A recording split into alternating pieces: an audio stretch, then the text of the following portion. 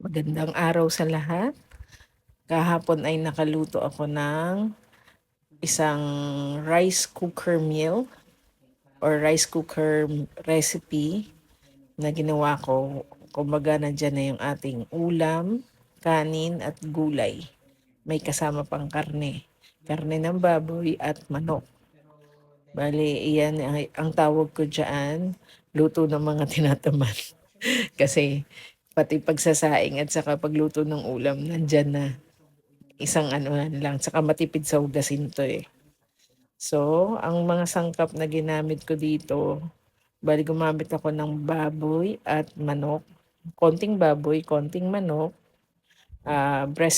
chicken thigh fillet 'yun, kaya wala ng buto, hiniwa ko lang na maliliit, parang inadobo ko din siya. Meron akong ginamit na bawang lang ang ginamit ko diyan, tapos toyo, konting asin at paminta. Tapos, konting sugar. Yung sa mga gulay naman, meron akong mga maliliit lang. Kumbaga, 1/4 na carrots, 1/4 na singkamas. Yung mais, ganun din. Hindi ako gumamit ng isang buo. Parang tinanggal ko lang yung matigas na part. Tapos, gumamit ako ng bok choy. Tapos, may bok choy, may carrots, may mais, may shiitake mushroom pa yan.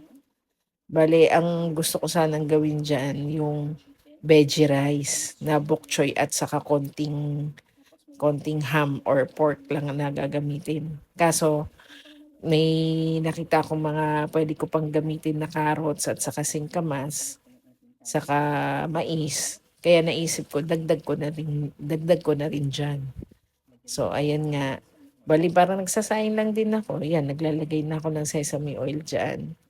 Kasi final touch na 'yan. Bale ginisa ko muna siyempre yung ating mga ano, yung pork muna tapos saka yung chicken, then nilagyan ng mga konting soy sauce, salt and pepper, tapos saka ko nilagay yung ating mga gulay, konting oil lang.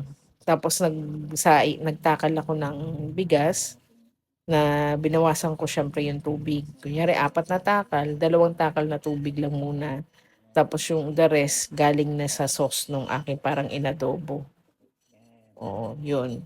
Tapos nilagay ko diyan, nilagyan ko ng hinuli ko yung green part ng bok choy.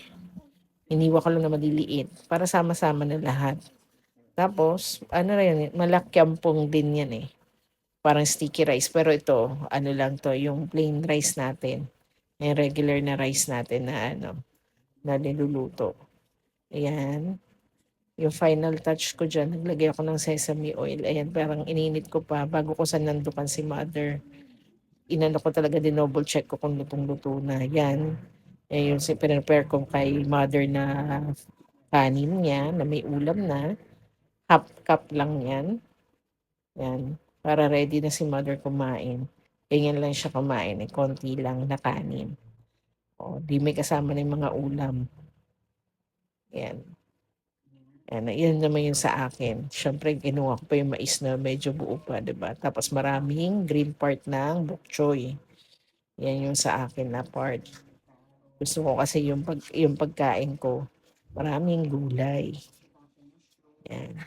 Kumbaga tama lang yung timpla niyan, hindi siya maalat, hindi siya matamis. Tapos may singkamas yan. Maliliit lahat, pantay-pantay ang sukat ng paghiwa ng mga gulay para fair. Oh, 'di ba? Ayan, yung pork gano'n din, maliliit lang. Halos wala ngang pork and ano 'yan, eh, para kasya lahat. Lahat kami makakakain ng may laman at saka gulay, ayan. Tapos nung pinatikim ko naman kay mother, approve naman 'yan sa kanya. Ayan, luto na at kakain na kami niyan.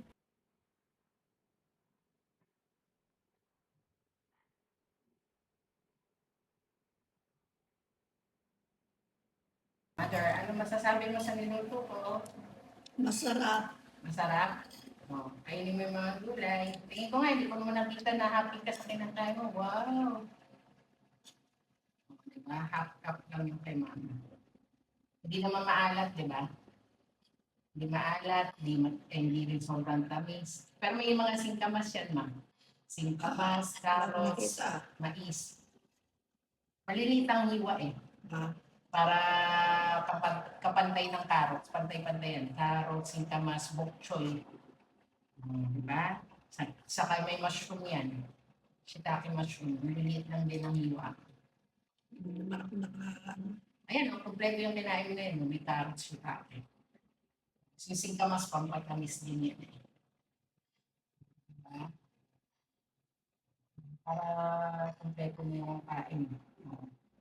Nandiyan na yung ulam mo, nandiyan na rin ang iyong gulay, kanin.